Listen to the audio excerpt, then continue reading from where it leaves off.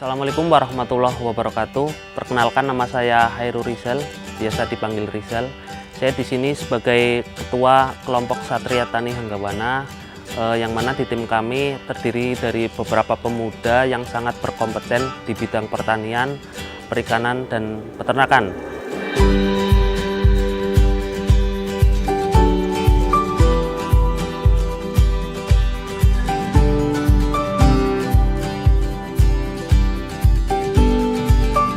Kalau saya sendiri kebetulan di kebun kami ada kebun yang namanya Integrated Farm berbasis zero waste. Di situ kita tanam sekitar 3.500 meter untuk lahan pertaniannya. Di situ kita tanami komoditas hortikultura seperti melon golden, kemudian ada terong, ada tomat, ada timun, dan ada kembang kol. Kemudian untuk di lahan sampingnya itu kita ada peternakan lele kurang lebih sekitar 500 meter. Itu kita ada sekitar 60 kolam, dan yang di satunya lagi kita ada tempat pengolahan sampah dan untuk budidaya maggot. Jadi di kebun kami berbasis zero waste, yaitu nol limbah.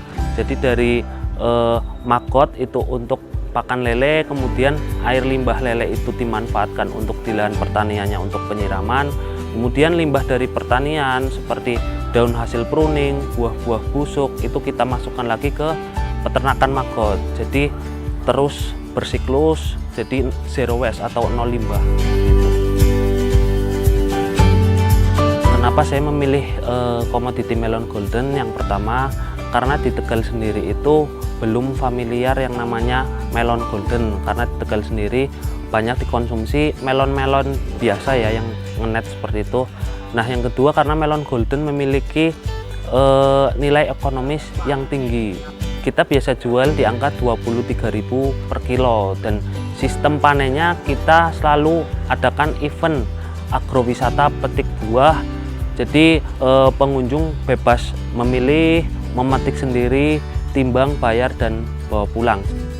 Awal mula saya terjun di pertanian, di situ latar belakangnya pas awal saya berangkat kuliah, kebetulan saya kuliahnya di jurusan pertanian juga, agroteknologi. Di situ saya berangkat dan melihat kondisi wilayah Tegal yang masih dipenuhi dengan hamparan sawah. Di situ banyak petani-petani yang menanamnya tanaman pangan seperti jagung, padi, dan kedelai. Dan di situ saya mempunyai pemikiran bahwasanya masih terbuka luas peluang untuk komoditas hortikultura seperti cabai, tomat, terong, timun, dan tentunya tidak kalah komoditas seperti melon dan juga semangka seperti itu. Jadi masih terbuka sekali peluang di Tegal sendiri.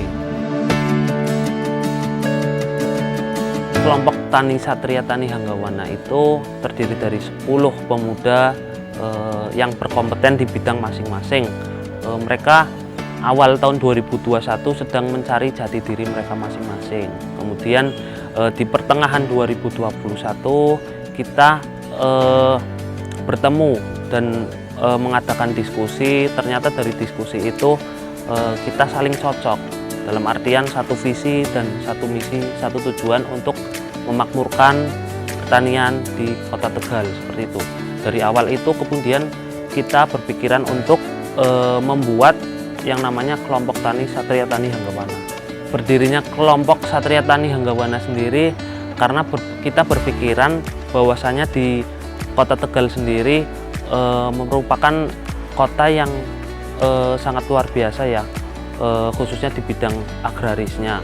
Sementara kita melihat sendiri bahwasanya petani di Kota Tegal itu cenderung masih di usia yang tua atau di atas 40 tahun. Nah, keprihatinan kita di situ, dalam arti kita memiliki misi, yaitu untuk mencetak SDM pertanian unggul di masing-masing komoditas, yang intinya harus berkompeten. Kita didik, kita latih, kemudian nanti setelah mereka bisa menanam sendiri, bermitra dengan kita, sehingga secara tidak langsung kita itu sedang melakukan proses regenerasi petani muda seperti itu, Mas. Di situ kami melihat 8% itu petani muda, sisanya petani tua. bahwasanya ada suatu masalah besar di negara kita, yaitu nantinya akan terjadi krisis petani.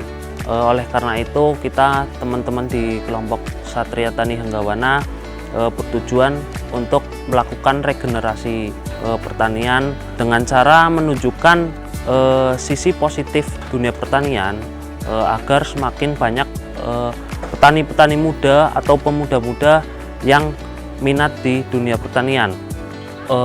Di kelompok kami itu komoditasnya banyak. Yang pertama itu ada melon golden, di tim kami ada mudi melon.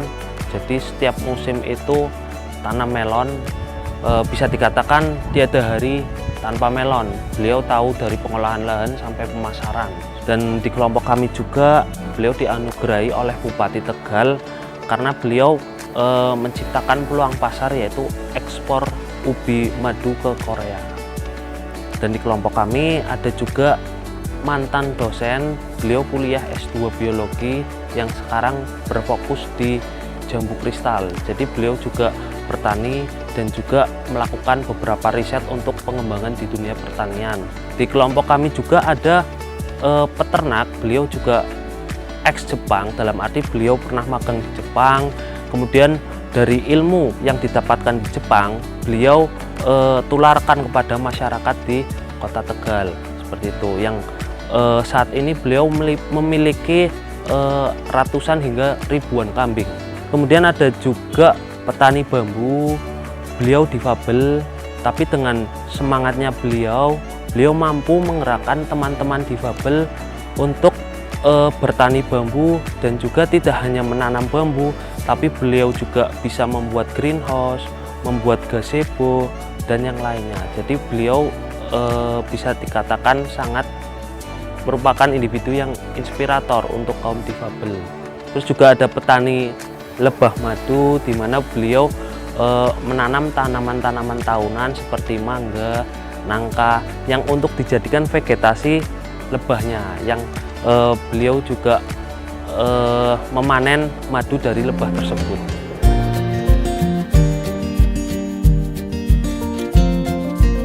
Kita ada 10 mitra, jadi kita saat ini menangani 10 titik lahan pertanian yang kurang lebih itu lahan ada 10 hektar. Alhamdulillah mendapatkan dana CSR dari BI yang kita peruntukkan untuk pemberdayaan umat, khususnya untuk regenerasi petani muda Kabupaten Tegal, di mana kita akan membangun greenhouse untuk tanaman cabai dan melon. Kami juga ada program yang namanya beasiswa petani muda, di mana kita bekerja sama dengan SMK 2 Slawi atau SMK Pertanian, di mana anak-anak yang akan lulus kita saring atau kita seleksi, yang mana setelah lulus kita akan memberikan beasiswa, bentuknya yaitu 1 buah unit greenhouse beserta isinya. Jadi kita didik dari awal pengolahan lahan nanti sampai pemasaran. Di situ kita bekerja sama dengan rumah sosial kutub atau lembaga sosial yang mana mengelola dana CSR. Untuk hasil usaha budidaya kami ada 10 mitra toko sayur dan juga ada sekitar 5 mitra toko buah. Jadi untuk hasil panennya sendiri kami tidak melalui tengkulak, melainkan kita cari pasar sendiri, karena yang kita tahu sebagai petani milenial kita juga harus memutar otak bagaimana meningkatkan produksi itu, khususnya di tingkat pemasaran. Kita tahu sendiri bahwasanya di dunia pertanian dipandang masyarakat sebelah mata, karena dunia pertanian itu condongnya kotor-kotoran, panas-panasan, hitam, bau, dan penghasilannya juga tidak tetap. Nah, di kelompok kita akan menciptakan merubah paradigma masyarakat bahwasanya pertanian itu keren, pertanian itu banyak cuan. Karena apa? Ketika sudah ada buktinya, pasti masyarakat akan mengakuinya seperti itu.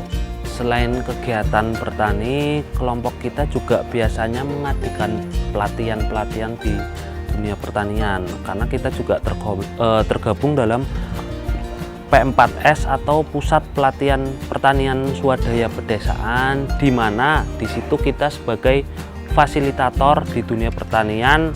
Kita didik khususnya kaum muda petani milenial yang berminat di dunia pertanian. Kita didik, kita fasilitasi, kita ajari sampai bisa yang kemudian suatu hari nanti kita harapkan muncullah petani-petani hebat dari pelatihan tersebut. Untuk kegiatan di kelompok Satria Tani Hanggawana, kita biasanya ada diskusi rutin sekitar 1 minggu sekali. Kita diskusi tentang progres masing-masing, dalam artian bagaimana kendala yang dihadapi teman-teman dan juga teman-teman binaan. Nanti kita diskusikan, kita beri solusi, kita rembuk bareng. Jadi sekitar seminggu sekali kita adakan monitoring bersama. Sebagai sarjana S1, saya justru sangat bangga menjadi seorang petani, karena saya bisa menggambarkan saat ini sosok petani muda di masyarakat itu emang biasanya dipandang sebelah mata. Tapi ketika para sarjana itu turun langsung di lapang, memberikan edukasi, bahkan beliau tahu teknisnya langsung di lapang, itu suatu apresiasi yang sangat luar biasa, khususnya di pandangan masyarakat seperti itu. Alhamdulillah di kelompok kami sangat dibantu oleh pemerintah kabupaten, yang mana di pemerintah kabupaten itu ada program yang namanya Wirausaha Pemuda, di mana 70% dari kelompok kita mendapatkan insentif sekitar 15 juta per orangnya. Dan juga di Dinas Pertanian kita selalu diajarkan, selalu dibina, selalu kita adakan sharing-sharing bareng dengan dinas. Dinas juga sering memberikan pengarahan, baik itu dalam bentuk pelatihan. Jadi alhamdulillah kolaborasi kita petani muda dengan pemerintah Kabupaten Tegal dan juga Dinas Pertanian itu sangat solid. Saya nggak malu jadi petani, saya bangga jadi petani. Ayo untuk kalian yang merasa muda, marilah bertani, karena bertani sekarang itu keren. Bertani sekarang itu bukan lagi melulu dengan kotor-kotoran. Bertani sekarang juga sangat menguntungkan.